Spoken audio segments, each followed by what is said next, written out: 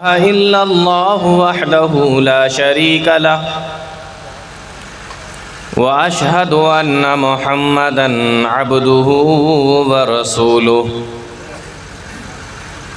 يا أيها الذين آمنوا اتقوا الله حق تقاته ولا تموتن إلا وأنتم مسلمون يا أيها الناس اتقوا ربكم الذي خلقكم من نفس واحدة وخلق منها زوجها وبث منهما رجالا كثيرا ونساء واتقوا الله الذي تساءلون به والأرحام إن الله كان عليكم رقيبا يا أيها الذين آمنوا اتقوا الله وقولوا قولا سديدا يصلح لكم أعمالكم ويغفر لكم ذنوبكم ومن يطع الله ورسوله فقد فاز فوزا عظيما أما بعد فإن خير الحديث كتاب الله وخير الهدي هدي محمد صلى الله عليه وسلم وشر الأمور محدثاتها وكل محدثة بدعة وكل بدعة ضلالة وكل ضلالة في النار. أعوذ بالله السميع العليم من الشيطان الرجيم. بسم الله الرحمن الرحيم. الله الذي خلقكم من ضعف ثم جعل من بعد ضعف قوة ثم جعل من بعد قوة ضعفا وشيبة يخلق ما يشاء وهو العليم القدير. جناب معزز علماء کرام، دور اور پاس سے تشریف لائے محترم سامعین،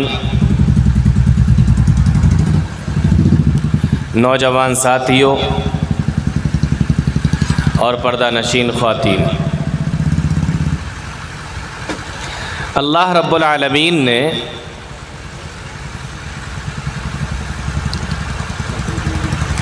انسانی زندگی کے 3 دور بنائے. دنیا میں اللہ تعالیٰ نے انسان کو جو پیدا کیا ہے، بھیجا ہے، اس کے 3 دور بنائے. پہلا دور بچپن کا، دوسرا دور جوانی کا، اور تیسرا دور بڑھاپے کا، اور اس کے بعد انسان پھر ختم ہو جاتا ہے، مر جاتا ہے. یہ 3 دور اللہ تعالیٰ نے بنائے. ان تینوں دور کو اللہ رب العالمین نے قرآن کریم کی ایک آیت کریمہ کے اندر بیان فرمایا ہے. آیت کریمہ اس طریقے سے ہے: اللہ الذی خلقکم اللہ الذی خلقکم، وہی تو اللہ ہے جس نے تمہیں پیدا کیا، وہی اللہ ہے جس نے تمہیں پیدا کیا. خلقکم من ضعف، تمہیں پیدا کیا اس حال میں کہ تم کمزور تھے. انسان جب پیدا ہوتا ہے تو کمزور ہوتا ہے، اور بہت زیادہ کمزور ہوتا ہے. اتنا کمزور ہوتا ہے کہ چلنا پھرنا، بھاگنا دوڑنا، یہ تو بہت بڑی باتیں ہیں۔ جب انسان پیدا ہوتا ہے تو وہ بیٹھ بھی نہیں سکتا، بیٹھ بھی نہیں سکتا، اتنا کمزور۔ آپ بٹھاؤ گے وہ گر جائے گا، آپ کھڑا کرو گے اس کو پھر گر جائے گا، اتنا کمزور ہوتا ہے۔ اور آپ دیکھیں کہ اگر ایک بکری کا بچہ جب پیدا ہوتا ہے، پیدا ہونے کے تھوڑے دنوں کے بعد میں بکری کا بچہ بھاگنے بھی لگتا ہے، دوڑنے بھی لگتا ہے، لیکن انسان کی حالت یہ ہے کہ کئی مہینے گزر جاتے ہیں تب جا کر وہ بیٹھنا سیکھتا ہے۔ یعنی پیدائش کے وقت میں وہ بکری کے بچے سے بھی زیادہ کمزور ہوتا ہے، ایک جانور سے بھی زیادہ کمزور ہوتا ہے۔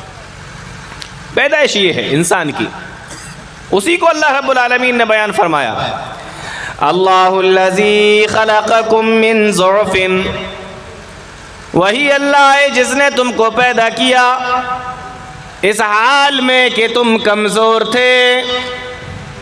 انسان اتنا کمزور ہوتا ہے کہ خود سے کھا بھی نہیں سکتا، خود سے چل بھی نہیں سکتا، پہن بھی نہیں سکتا، بیٹھ بھی نہیں سکتا، اتنا کمزور ہے کہ کھا بھی نہیں سکتے، پہن بھی نہیں سکتے، چل بھی نہیں سکتے، بھاگ بھی نہیں سکتے۔ اتنا کمزور ہوتا ہے انسان جب اس کی پیدائش ہوتی ہے۔ بھوک لگ رہی ہے بتا نہیں سکتے، پیاس لگ رہی ہے بتا نہیں سکتے، سردی لگ رہی ہے بتا نہیں سکتے، گرمی لگ رہی ہے بتا نہیں سکتے، بدن میں بخار ہے بتا نہیں سکتے، بدن کے اندر درد ہے بتا نہیں سکتے۔ کوئی ہمارے پاس میں حالت نہیں بتانے کی، ایک ہی حالت ہے، بھوک لگ رہی ہے تو رو رہے ہیں، پیاس لگ رہی ہے تو رو رہے ہیں، اگر بدن میں درد ہے تو رو رہے ہیں، بخار ہے تو رو رہے ہیں، سردی لگ رہی ہے تو رو رہے ہیں، گرمی لگ رہی ہے تو رو رہے ہیں۔ ہر چیز کا ایک ہی علاج کہ رو، بس روتا ہے انسان، اتنا کمزور ہوتا ہے۔ اب میں آپ سے ایک سوال پوچھتا ہوں کہ کوئی بھی انسان روتا کب ہے؟ جب وہ اپنی عاجزی اور اپنی کمزوری کی انتہا کو پہنچ جاتا ہے تو روتا ہے۔ جب تک انسان کے بدن میں طاقت ہے اور اپنی پریشانیوں کو دور کرنے کی اس کے اندر طاقت اور اس کے اندر حوصلہ موجود ہے، اس وقت تک انسان تھک ہار کر بیٹھتا نہیں ہے، بلکہ اس پریشانی کو دور کرنے کی کوشش کرتا ہے۔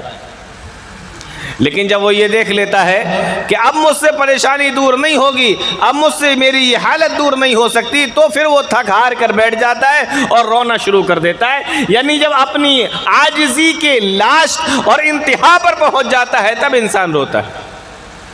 اور انسان جب پیدا ہوا تو صرف رو رہا ہے، اس کا مطلب یہ ہے کہ جب انسان پیدا ہوتا ہے تو اپنی عاجزی کی انتہا کو پہنچا ہوا ہوتا ہے، اپنی کمزوری کی انتہا پر ہوتا ہے۔ اسی کو اللہ رب العالمین بیان فرما رہا ہے، اللہ الذی خلقکم من ضعف،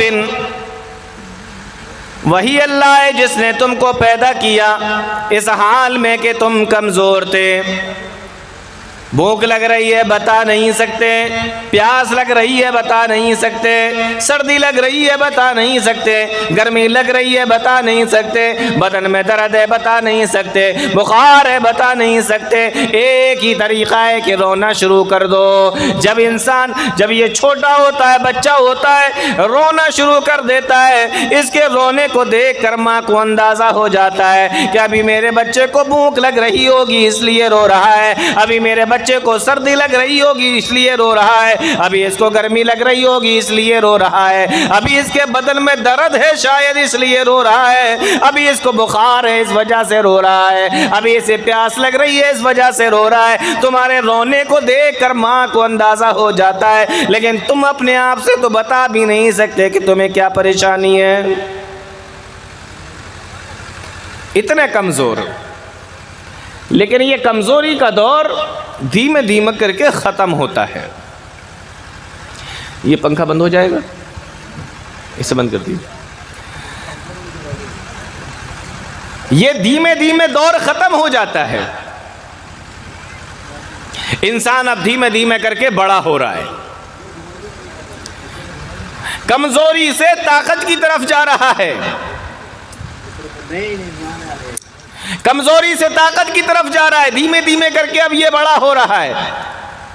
وہی انسان جو کچھ دنوں پہلے تک بھاگ نہیں سکتا تھا, چل نہیں سکتا تھا, دوڑ نہیں سکتا تھا, بول نہیں سکتا تھا, اب یہ دھیمے دھیمے کر کے بڑا ہو رہا ہے, بھاگ بھی سکتا ہے, چل بھی سکتا ہے, دوڑ بھی سکتا ہے, کھا بھی سکتا ہے, پی بھی سکتا ہے, بات بھی کر سکتا ہے, بول بھی سکتا ہے. اب یہ دھیمے دھیمے کر کے بڑا ہو رہا ہے, کمزوری سے طاقت کی طرف جا رہا ہے, بچپن سے جوانی کی طرف جا رہا ہے. اللہ رب العالمین نے اسی کو بیان فرمایا, اللہ الذی خلقکم من ضعف, تمہیں پیدا کیا اس حال میں کہ تم کمزور تھے, ثم جعل من بعد ضعف قوة, لیکن یہ کمزوری کا دور تمہاری اوپر بہت دنوں تک نہیں رہتا. اب اس کمزوری سے اٹھا کر ہم تمہیں طاقت کی طرف لے جا رہے ہیں. اب یہ تمہارے طاقت کا دور ہے, بدن کے اندر طاقت آ گئی, بدن کے اندر خون بھی گردش کر رہا ہے, بدن کے اندر گرم گرم خون بھی دوڑ رہا ہے, اور چہرے کے اوپر بھی کالے بال, سر کے اوپر بھی کالے بال.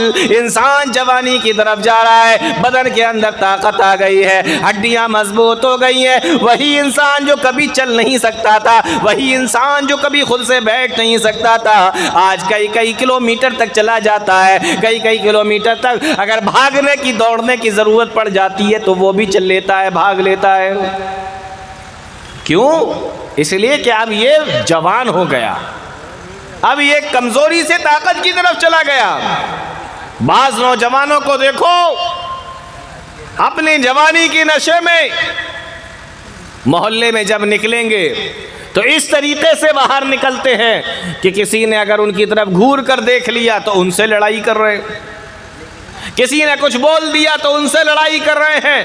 اپنے سامنے کسی کو کچھ نہیں سمجھتے, یہ اکڑ, یہ گھمنڈ اپنی جوانی اور اپنی طاقت کے اوپر. من اشد منا قوہ, ہم سے زیادہ طاقتور کون ہے؟ یہ جوانی کا نشہ. بڑوں کو بڑا نہیں سمجھ رہے ہیں, بزرگوں کو بزرگ نہیں سمجھ رہے ہیں, اپنے رشتہ داروں کو رشتہ دار نہیں سمجھ رہے ہیں, الگ ہی جوانی کے نشے کے اندر مبتلا ہے, کسی کو کچھ نہیں سمجھتے اپنے آگے. لیکن جس طریقے سے بچپنا بہت دنوں تک نہیں رہا تھا, اسی طریقے سے یہ جوانی بھی بہت دنوں تک نہیں رہتی. اللہ فرماتا ہے اب اس کا تیسرا دور شروع ہوتا ہے. تیسرا دور کیسے آتا ہے؟ فرمایا ثم جعل من بعد قوة ضعفا وشیبا.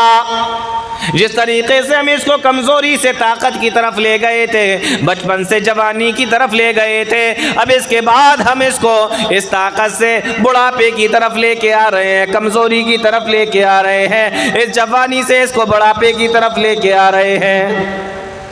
وہی انسان جو کئی کئی کلومیٹر تک چل لیتا تھا, وہی انسان جو کئی کلومیٹر تک دوڑ بھی لیتا تھا, آج اس انسان کا حال یہ ہے. وہی انسان جس کے چہرے پر, جس کے سر پر کالے بال نظر آتے تھے, آج اس انسان کا یہ حال ہے کہ چہرے پر بھی اس کے سفید بال ہو گئے ہیں, اور اس کے سر کے اوپر بھی سفید بال نکل آئے ہیں, سفید بال ہو گئے ہیں. اور یہی انسان جو کئی کئی کلومیٹر تک چل لیا کرتا تھا, آج جب اس کے چلنے کی باری آتی ہے تو اپنے گھر سے یہ مسجد تک نہیں جا پاتا ہے. اگر یہ اپنے گھر سے مسجد کی طرف بھی جاتا ہے تو آج اس کی سانس پھول جاتی ہے. کمزوری آ گئی, ہل ہل کر چل رہا ہے, ڈنڈا پکڑ کر, لاٹھی پکڑ کے چل رہا ہے. دوڑ تو بالکل ہی نہیں سکتا. چلنے کی بھی باری آئے تو مسجد تک چلتے میں بیچ میں کئی جگہ پر رک رک کر جاتا ہے. کون انسان؟ وہی جب جوان تھا تو کہتا تھا من اشد منا قوہ, ہم سے زیادہ طاقتور کون ہے. آج جب بڑھاپا آیا, وہی انسان جو اپنے سامنے کسی کو کچھ نہیں سمجھتا تھا, अस्पताल के बेड के ऊपर पड़ा हुआ है और मोहताजगी की जिंदगी गुजार रहा है। वही इंसान जो कभी अपने काम खुद से किया करता था, आज ये है कि जब बुढ़ापा आया तो बुढ़ापे में कोई उसको पानी पिलाने वाला मौजूद नहीं, खाना देने वाला मौजूद नहीं, दवा देने वाला मौजूद नहीं, पाखाना पेशाब कराने वाला कोई उसका मौजूद नहीं है। आज इस हालत में पहुंच गया। तो ये 3 दौर हैं। पहला दौर बचपन का, दूसरा जवानी का, तीसरा बुढ़ापे का। 3 दौर। आप यूं भी कह सकते हैं कि पहला दौर कमजोरी का, दूसरा दौर ताकत का, फिर तीसरा दौर कमजोरी का। मैं अब आपसे एक सवाल करता हूं, ये बताइए कि इन तीनों दौरों में से कौन सा दौर बेहतरीन है इंसान की जिंदगी का? पहला कमजोरी का, दूसरा ताकत का, तीसरा फिर कमजोरी का। इन तीनों में से कौन सा दौर बेहतरीन है? तो आपका जवाब होगा वो दौर बेहतरीन है जो ताकत का दौर है। वो थोड़ी कि पेशाब करके उसी के अंदर लौट रहे हैं, माना हटाती तो पेशाबी के अंदर पड़े रहते। और ना ये दौर बेहतर हो सकता है कि अस्पताल के अंदर लेटे हुए हैं और दवाओं के जरिए से इंसान जिंदा है और मशीनों के जरिए से इंसान जिंदा है। ये दौर भी बेहतर नहीं हो सकता। तो बेहतरीन दौर वो है जो जवानी का दौर है। कमजोरी के बाद ताकत और ताकत के बाद फिर कमजोरी। और एक बात आपको और बता दूं, ये जो 2 कमजोरी के दौर हैं, तो इसमें ये जो बुढ़ापे वाला कमजोरी का दौर है, ये तो बिल्कुल भी बेहतर नहीं हो सकता। क्यों? इसलिए नहीं हो सकता कि ये बचपन का है, कमजोरी का दौर है, लेकिन इस बचपन के बाद उम्मीद है कि इंसान जब बड़ा होगा तो ताकतवर बन जाएगा। लेकिन बुढ़ापे में जब इंसान कमजोर होता है तो इसके बाद तो ये उम्मीद भी खत्म हो जाती है कि अब इसके अंदर कोई ताकत आएगी, क्योंकि ये तो लास्ट स्टेज पर पहुंच चुका है। तो बेहतरीन दौर जवानी का दौर है। अल्लाह ताला ने ये 3 दौर कुरान करीम के अंदर बयान फरमाए। अब एक सवाल हो सकता है कि ये 3 दौर ही अल्लाह ने क्यों बनाए? उसका जवाब अल्लाह ने कुरान करीम की इसी आयत करीमा के अंदर दे दिया है। अल्लाह फरमाता है, यख़्लुक़ु मा यशा, यख़्लुक़ु मा यशा। अल्लाह फरमाता है मैं जो चाहूँ पैदा करूँ, मैं जितने दौर चाहूँ बनाऊँ। वो अल्लाह है, वो जितने चाहे दौर बना सकता है, वो जितने चाहे दौर बनाए, जिस तरीक़े से चाहे बनाए। कौन है उससे सवाल करने वाला? कौन है उसे रोकने वाला? कौन है उसे टोकने वाला? कौन है उसे मशवरे देने वाला? फरमाया यख़्लुक़ु मा यशा।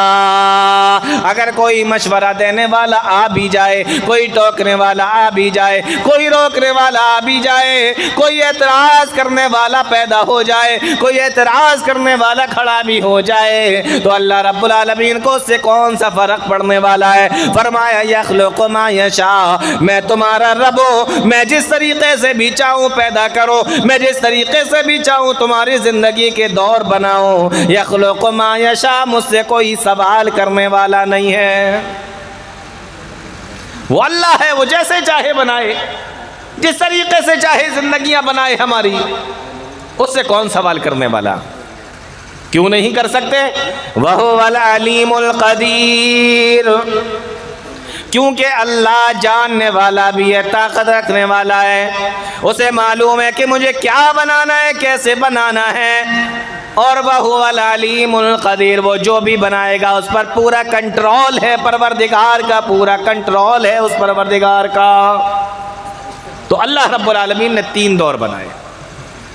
इसमें से सबसे बेहतरीन दौर जवानी का दौर है। तो आज इसी जो बेहतरीन दौर है, इसी बेहतरीन दौर के ताल्लुक़ से चंद बातें करते हैं, जवानी के ताल्लुक़ से।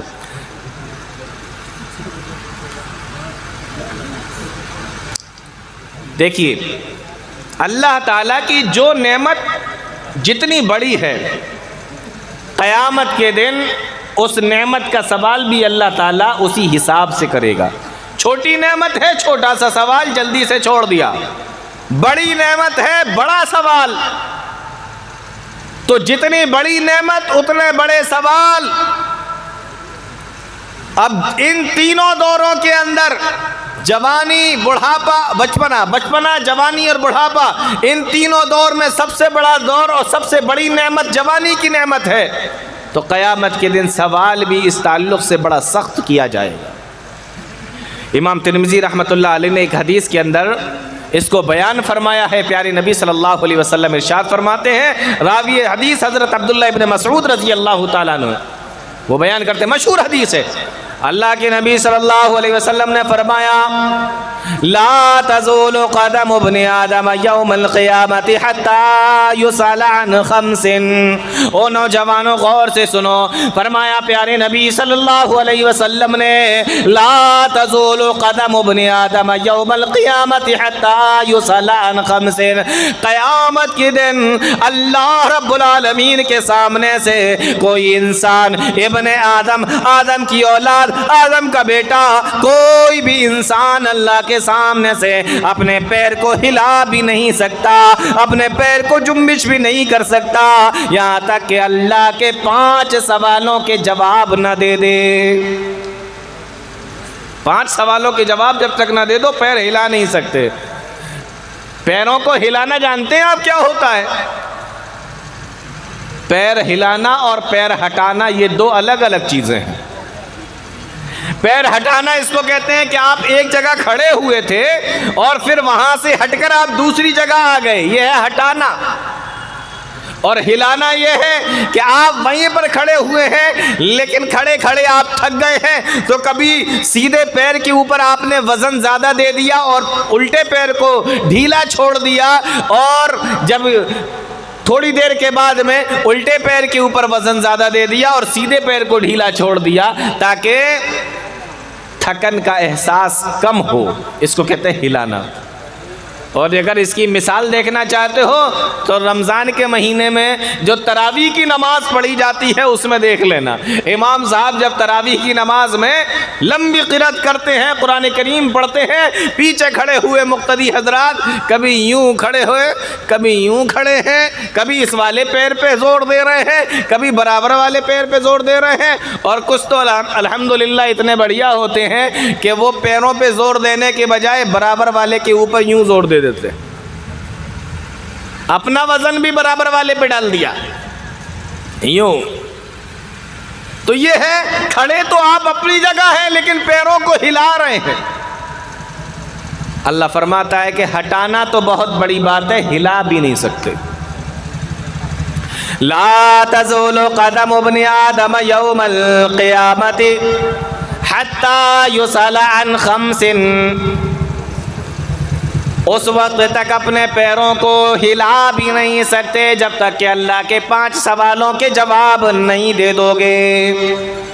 اے اللہ کے نبی، وہ کون سے 5 سوال ہیں جو قیامت کے دن کے اندر 50,000 برس کے برابر جو دن ہوگا اور سورج بھی 1 میل کی دوری پر ہوگا، زمین تانبے کی طرح تپ رہی ہوگی اور انسان اپنے اعمال کے مطابق اپنے پسینے کے اندر ڈبکیاں لگا رہا ہوگا، سارے انسان وہاں پہ جمع ہوں گے۔ اے اللہ کے نبی ذرا مجھے یہ بتائیے کہ وہ 5 سوال کون سے ہوں گے جو ہر انسان کو دینا ہوں گے، ہر انسان کو اس کا جواب دینا ہوگا۔ پیارے نبی صلی اللہ علیہ وسلم نے فرمایا کہ پہلا سوال اللہ تعالیٰ جو اس سے پوچھے گا وہ ہوگا عن عمرہ فیما افنا، او میرے بندے بتا، او انسان ذرا مجھے یہ بتا کہ تو اپنی عمر کہاں گزار کے آیا، کہاں پہ گزاری ہے تو نے عمر؟ پہلا سوال، اپنی عمر کہاں پہ گزاری؟ اے اللہ کیسے جواب دینا ہوگا؟ بچپنا کہاں گزارا، جوانی کہاں گزاری، بڑھاپا کہاں گزارا، ہاں سب بتا۔ اے اللہ یہ بھی بتانا ہوگا میں نے فلاں وقت میں فلاں کام کیا تھا، فلاں وقت میں فلاں جگہ گیا تھا، فلاں وقت میں میں نے فلاں جگہ پر یہ ٹائم گزارا تھا، ہاں یہ بھی بتا۔ اے اللہ ساری چیزیں بتاؤ، کہاں سب بتا۔ کا پروردگار ایک ایک چیز بتانا پڑے گی. فرمایا ہاں تیری ایک ایک سانس کا حساب لیا جائے گا, تیری ایک ایک سانس کا آج حساب ہوگا. تو نے اپنی ان پلکوں کو, آنکھوں کی ان پلکوں کو اٹھایا, پھر گرایا, پھر اٹھایا اور پھر گرایا. اس ایک ایک جھپکی کا بھی تجھ سے حساب لیا جائے گا, تیری ایک ایک سانس کا بھی تجھ سے حساب لیا جائے گا. بتائیے اپنی زندگی کہاں گزار کے آیا ہے؟ آج تیرے ایک ایک گھنٹے کا, ہر گھنٹے کا حساب لیا جائے گا. گھنٹوں کے اندر پائے جانے والے ایک ایک منٹ کا تجھ سے حساب لیا جائے گا. ایک ایک منٹ کے اندر پائے جانے والے ایک ایک سیکنڈ کا حساب لیا جائے گا. اے اللہ کیا ہر چیز کا حساب ہوگا؟ فرمایا ہاں, اگر تو نے 60 سال کی زندگی گزاری ہے تب بھی اپنے 60 سال کی زندگی میں جتنی سانسیں تو نے لی ہیں ہر ایک سانس کا حساب آج تجھ سے لیا جائے گا. او میرے پروردگار, یہ تو بڑا ہی بہت ہی زیادہ خطرناک سوال ہے, یہ تو بہت بڑا حساب ہے. فرمایا ہاں ان عمری فیما افنا, بتا تو نے اپنی عمر کہاں گزاری ہے. ایک ایک چیز کا حساب, پیدائش سے لے کے آخری سانس تک کا حساب دے, ایک ایک سیکنڈ کا حساب دے.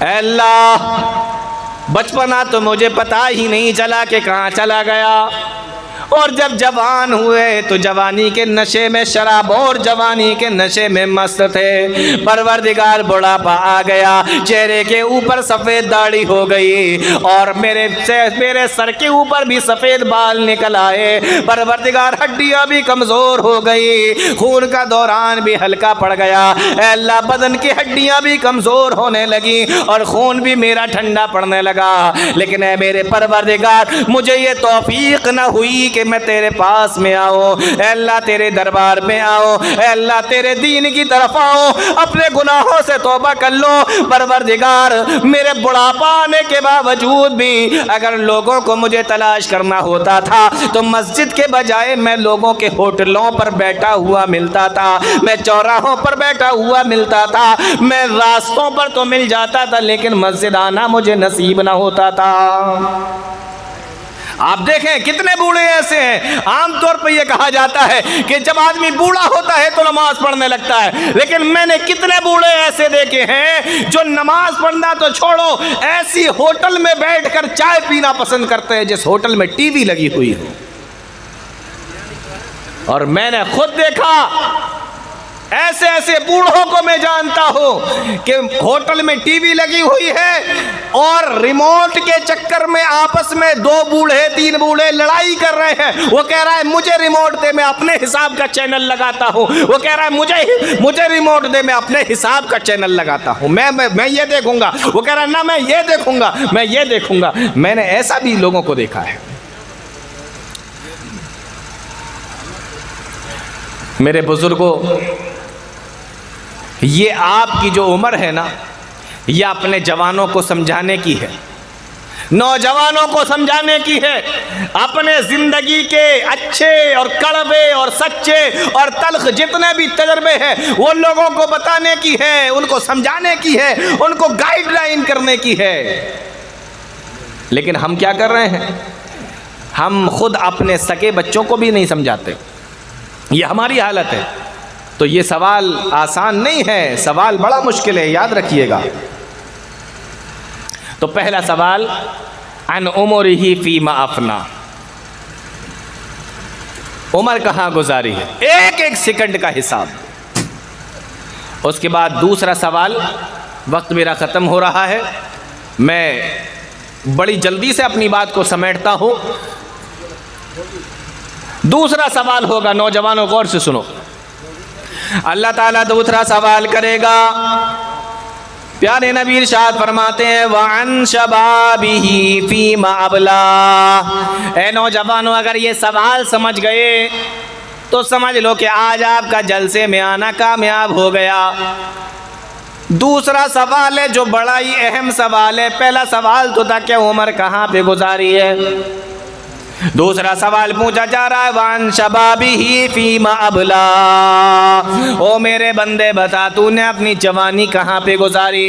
او نوجوان ساتھیوں، او میرے جوان ساتھیوں، نوجوانوں غور سے سن لو، او میرے نوجوان ساتھیوں غور سے سنو اس سوال کو۔ اللہ کے نبی ارشاد فرماتے ہیں کہ دوسرا سوال پوچھا جائے گا، وَعَنْ شَبَابِهِ فِيمَ أَبْلَاهُ، بتا تو نے اپنی جوانی کہاں گزاری؟ او اللہ کے بندو، اگر اس سوال کے اوپر تھوڑا سا بھی غور کر لو تو رونگٹے کھڑے ہو جاتے ہیں۔ اے میرے پروردگار، ابھی تو نے مجھ سے سوال کیا تھا کہ اپنی عمر کہاں پہ گزار کے آیا ہے۔ اے اللہ، عمر کے اندر تو بچپنا بھی آ گیا تھا، جوانی بھی آ گئی تھی، بڑھاپا بھی آ گیا تھا، میری پوری زندگی اس سوال کے اندر آ گئی تھی، لیکن اس کے باوجود بھی دوسرا سوال جو پوچھا جا رہا ہے وہ اس کی جوانی کے بارے میں پوچھا جا رہا ہے۔ دوستو، جوانی اتنی اہم چیز ہے، اللہ کی اتنی بڑی نعمت ہے کہ جب پہلا سوال پوچھ لیا گیا کہ عمر کہاں گزاری، بتاؤ اس عمر کے اندر تو جوانی بھی آ گئی، بچپنا بھی آ گیا، بڑھاپا بھی آ گیا، زندگی کے تینوں دور اس کے اندر آ گئے، اس کے باوجود بھی اللہ کی نظر میں جوانی کی اہمیت اتنی زیادہ ہے کہ یہ سوال پوچھے جانے کے باوجود بھی دوسرا سوال الگ سے جوانی کے بارے میں پوچھا جا رہا ہے۔ وَعَنْ شَبَابِهِ فِيمَ أَبْلَاهُ، بتا تو نے اپنی جوانی کہاں پہ گزاری ہے؟ جوانی کہاں گزار کے آئے ہو؟ ٹھیک ہے، میں نے ایک سوال تم سے پوچھ لیا تھا کہ پوری عمر کہاں گزاری، بچپن، جوانی، بڑھاپا، لیکن الگ سے جوانی کے بارے میں، جو جوانی کا جو الگ سے ایک پیریڈ ہے، ایک ٹائم ہے، 20 سال کا، 30 سال کا، 25 سال کا، جو بھی ایک ٹائم ہے، اس ٹائم کو، اس جوانی کے اس ٹائم کو تم نے کہاں پر گزارا ہے؟ یہ الگ سے سوال ہے، تو یہ الگ سے جواب بھی دینا پڑے گا آپ کو۔ جوانی اتنی اہم چیز ہے، تو میں یہاں تک پہنچا ہوں، آپ کو سمجھانے کی کوشش یہ کر رہا ہوں کہ جوانی یہ بہت بڑی نعمت ہے، اور اس کے تعلق سے اللہ رب العالمین آپ سے الگ سے پوچھے گا۔ میں اپنی بات کو بڑی جلدی سے سمیٹتا ہوں اور ایک آخری بات بتا کے آپ کو ختم کر رہا ہوں، موقع ملے گا تو پھر انشاءاللہ آپ کو بتائیں گے، اسی تعلق سے کچھ باتیں آگے بھی بتائیں گے۔ اللہ کے نبی صلی اللہ علیہ وسلم فرماتے ہیں اللہ رب العالمین کو کیسی جوانی پسند ہے؟ فرمایا شاب نشأ فی عبادت اللہ، اللہ کو ایسی جوانی پسند ہے جو اللہ کی عبادت میں گزرے۔